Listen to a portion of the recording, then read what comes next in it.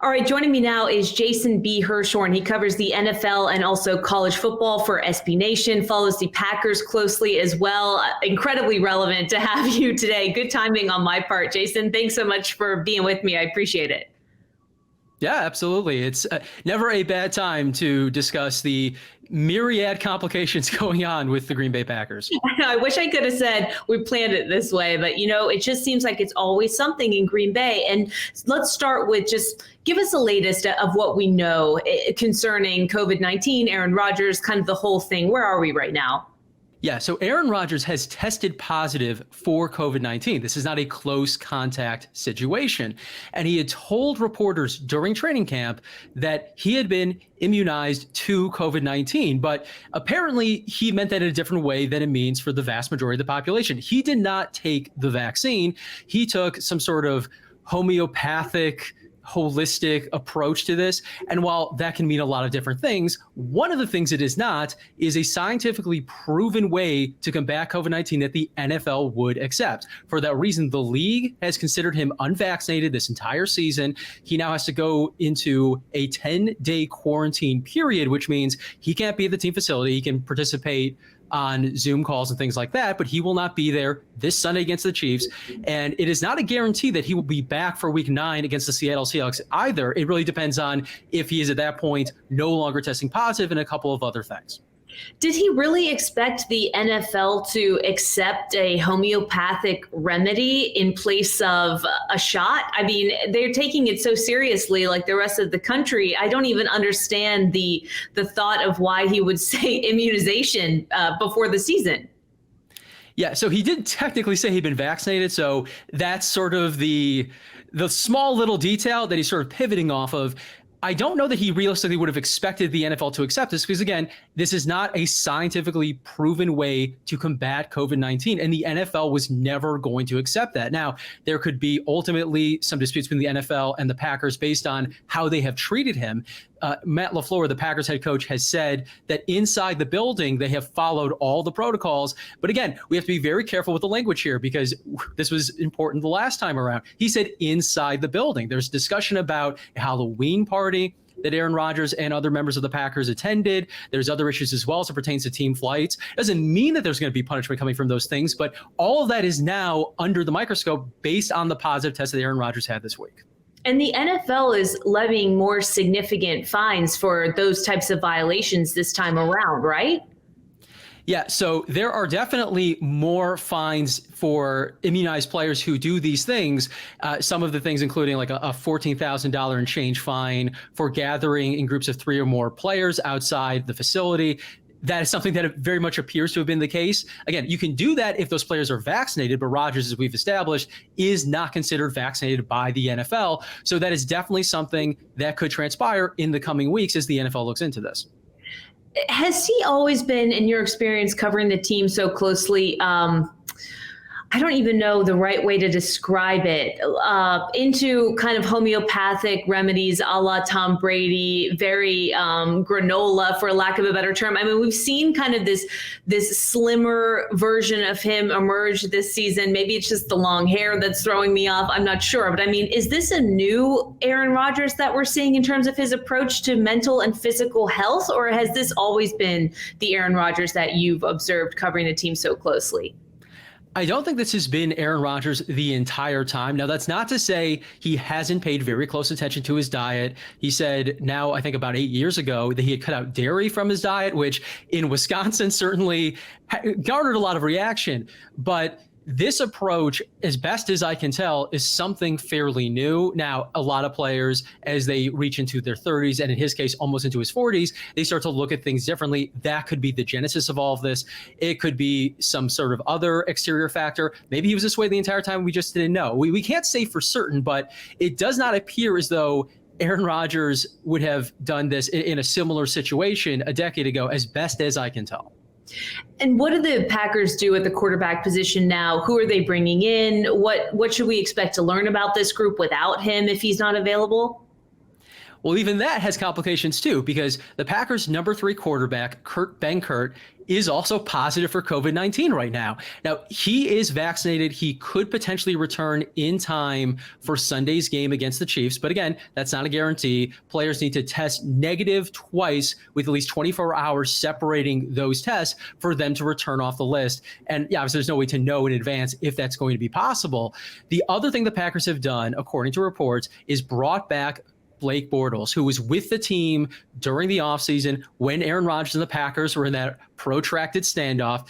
Now, when Rodgers returned, Bortles was released because they no longer had a need for him. But Bortles has spent time with the team in that offense. He's pretty familiar with that scheme, too, because even before he came to Green Bay, he had spent time with the Los Angeles Rams. They run a very similar offense, uses very similar language. So it is plausible that Blake Bortles could be available in a meaningful way this Sunday. Now, the starting quarterback with Rodgers out is going to be 2020 first-round pick Jordan Love. And the Packers have been wondering for a long time, as have many people, when Jordan Love might see meaningful action for Green Bay.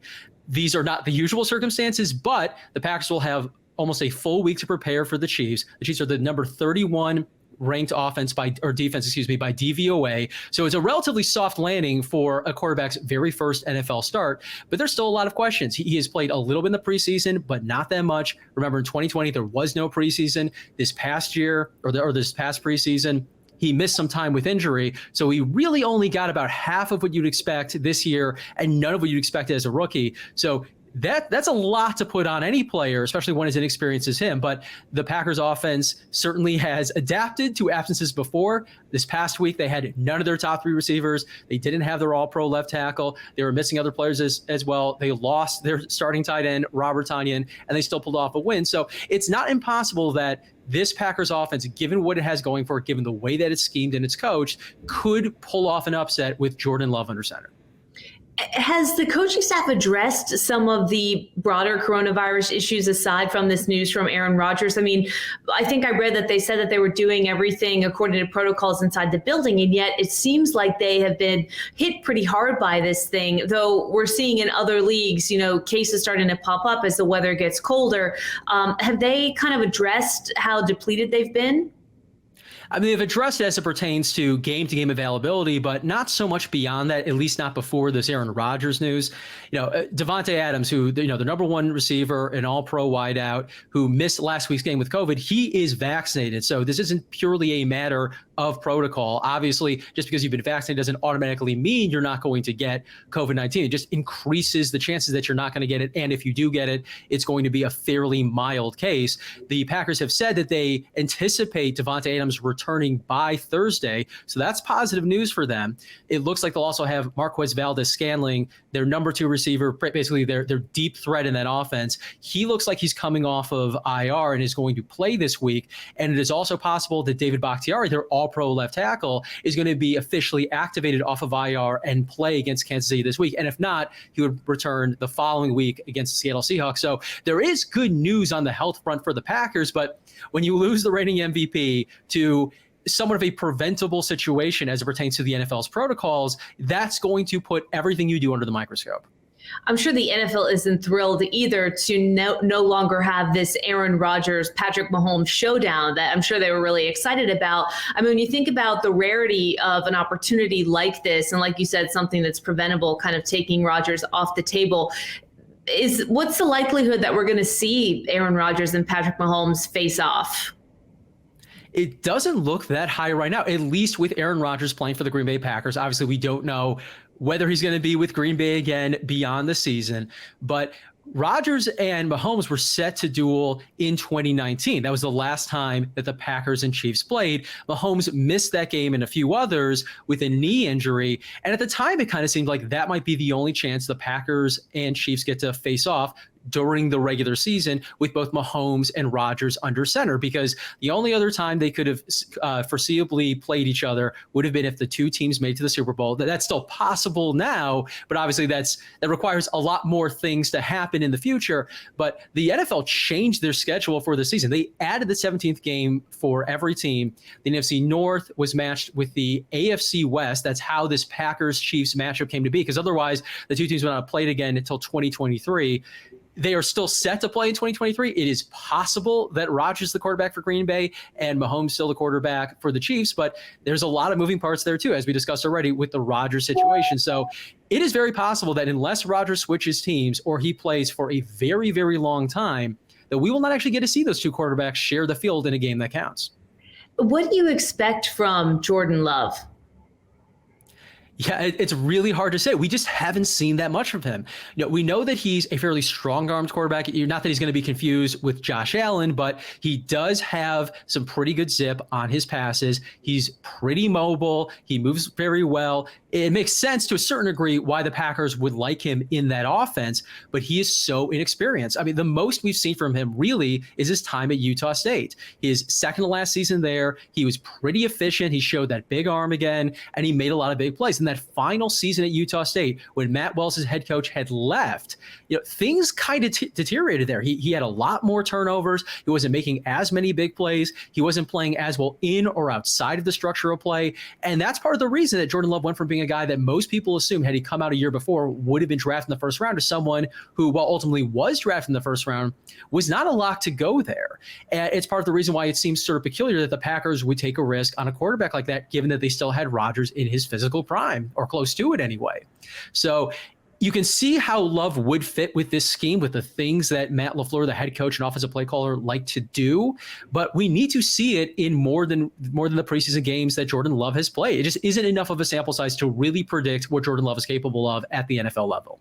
And I guess there's never really a good time to kind of throw your feet into the fire. But if you are Matt LaFleur, and like you said, he does align with some of the things they like to do schematically, does it make more sense to take a risk on him as opposed to going with Bortles if he gets there in time, or whatever it is, somebody who's, familiar with the offense as well, maybe has a little bit more experience? Yeah, Bortles definitely is not going to be a starting option this week, even if he is promoted off of the practice squad for the game. Love has been there all season. He was there all of last season. Now, he was the number 3 quarterback all of 2020, was not active for any of those games. However, he has been active for all of the games this season. He's seen a little bit of playing time, mostly in mop-up duty. Week 1 against the Saints, that being a blowout, he got a little bit of play there. But Jordan Love is definitely the guy that they're going to have to play, because even if Kurt Banker, their other quarterback, is available, there's no reason to think that he would be able to perform better than Love. I mean, Rodgers gets all of the number 1 snaps during the week, and Love is the guy taking those snaps on the scout team. That's as close as preparation as he's gotten prior to this week. This week, he's going to Love, that is going to be playing with the number 1s. They're going to give him every opportunity to be prepared, and he should be. Again, this is not a defense that has caused a lot of quarterbacks trouble this season simply because of the myriad issues going on in Kansas City. And this is a Packers offense that, at least when it has all of the other weapons around the quarterback, has proven to be fairly effective. He looks like he's going to have Devontae Adams, one of the very best receivers in the league. Looks like he's going to have Marquez Valdes-Scantling, as we discussed before, someone who can really stretch the field, change the geometry of what those defenses are going to look like. And there's still that running game of Aaron Jones, A.J. Dillon. Those guys were used extensively this past week when the Packers had none of their top 3 receivers. That infrastructure is still going to be very effective, even if Jordan Love is still working through some things. And you can expect that to be the case. Now, this matchup, in terms of Jordan Love, has been compared to Aaron Rodgers, effectively his NFL debut in 2007 when he came in for Brett Favre off the bench against the Dallas Cowboys. And I can see why there are those parallels, but at the same time, Rodgers came in cold off the bench when he wasn't preparing that week to be the starter. Even if he was mentally prepared, he's still not getting those reps in practice. This is different. Love is going to get those reps. The coaches are going to gear the game plan to what Love does well, and that's going to give him advantages that Rodgers, frankly, did not have when he first played extended snaps in 2007. So there are reasons to believe that Love can perform well in this situation. Again, being on the road against the Chiefs with Patrick Mahomes on the other side, that's going to pose issues for the Packers, but for Love in particular, who only has to play against that Chiefs defense, there are reasons to think that he could play adequately. All right, Jason B. Hirschhorn, on never a dull moment with the Packers. Thanks so much for being with us. We appreciate it. Of course.